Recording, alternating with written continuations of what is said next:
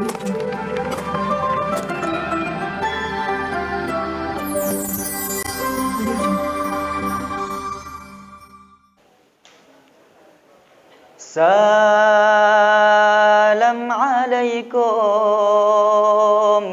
warih kaum tanyo Bandung Mesyeh darah. Salam hormat hati mangat bena ilmu dalam dada. Tajak menuntut jasikula semangat Iskandar muda. Pebangkit nanggro tanyo puo marwah bangsa. Assalamualaikum warahmatullahi wabarakatuh. Alhamdulillahilladzi nahana 'anil fitnati wal kadzab. Wassalatu wassalamu ala rasulillahil bashir wa ala alihi wa sahbihil akhyaral abrar. Amma ba'd. Majlis Hakim, hadirin yang saya muliakan, Profesor Dr. Nasaruddin Umar, Imam Besar Masjid Istiqlal Jakarta, dalam sebuah tulisan di media Indonesia dengan judul "Jangan Anggap Enteng Hoaks", mengatakan bahwa seiring perkembangan teknologi informasi saat ini, hoaks akan tengah memasuki fase euforia di kalangan masyarakat Indonesia, menjadikan media sosial sebagai landasan terhadap fenomena alam. Tanpa mempertimbangkan fakta, Kementerian Komunikasi dan Informatika Republik Indonesia merilis data yang begitu prestisius. Terdapat 8.000 situs penyebar hoaks di corona. Sungguh menyedihkan.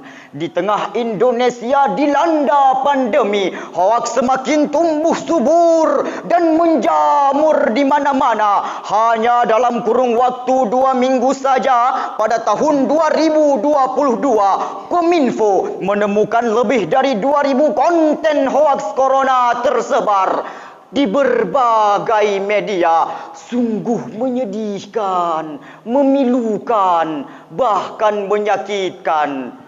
Berita fitnah bergelar hoaks ini akan dikonsumsi oleh siapa saja, bahkan kaum intelektual sekaliber dokter dan profesor pun terpapar informasi dusta yang belum tentu benar adanya. Majelis Hakim, hadirin yang saya muliakan, Indonesia saat ini tidak hanya sedang bertarung melawan pandemi COVID-19, akan tetapi serangan hoaks yang tak kalah berbahaya. Hoaks dapat menimbulkan propaganda yang menganga. Kebencian dan permusuhan bisa meledak di mana-mana. Kebencian antar saudara bahkan dapat mengancam keutuhan negara. Betul hadirin? Atas dasar inilah terinspirasi hati saya untuk mengangkat sebuah topik syarahan dengan judul "Bijak Menyikapi Hoaks di Media Sosial, Perspektif Islam". Dengan landasan normatif, kitab suci Al-Quranul Karim, surah Al-Hujurat ayat 6. A'udzu billahi minasy syaithanir rajim.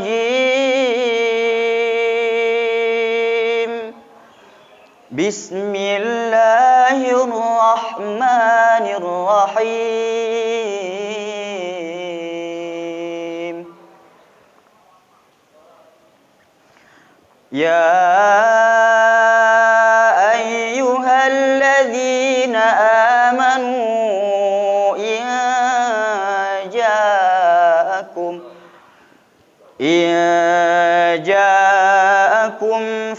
فاسق بنبأ فتبينوا أن تصيبوا قوما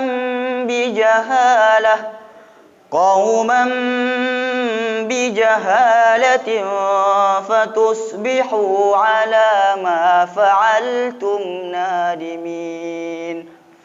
Hai orang-orang beriman, jika datang kepadamu orang fasik membawa suatu berita, maka periksalah dengan teliti agar kamu tidak membawa suatu musibah kepada suatu kaum tanpa mengetahui keadaannya yang membuat kamu menyesal atas perbuatanmu itu. Majelis Hakim, hadirin para pecinta Festival Aceh. Profesor Dr. Wahbah Az-Zuhaili dalam Tafsir Al-Munir jilid 13 halaman 456 menjelaskan bahawa kalimat fasikum binaba'im pada ayat ini disebutkan dalam bentuk nakirah. Hal ini menunjukkan bahawa pengertian umum yang mencakup semua orang fasik yang membawa berita.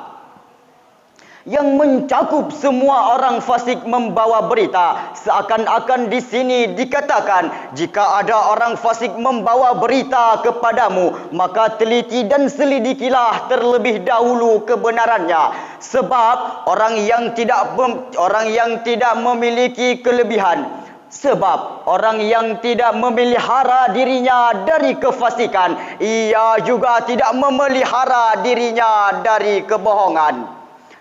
Hadirin, hasil riset yang dirilis oleh We Are Social Indonesia Report tahun 2022 menjelaskan bahawa jumlah pengguna aktif media di Indonesia selalu saja meningkat dari angka 170 juta jiwa pada tahun 2021 menjadi angka 191 juta jiwa pada tahun 2022. Maka jangan heran melalui media sosial ini tanpa menunggu lama berita dusta, bohong dan rekayasa akan menyerang kita lebih cepat dari corona. Lihat saja, hanya sebentar saja singgah di mata, lidah membaca, namun secepat jilat jari menerka, siapa lagi hendak dicerca? Betul hadirin? Sebuah senandung menginspirasikan kita. Hai saudaraku, jaga jarimu dalam membagikan sebuah berita. Sampaikan kebenaran, tinggalkan kebatilan.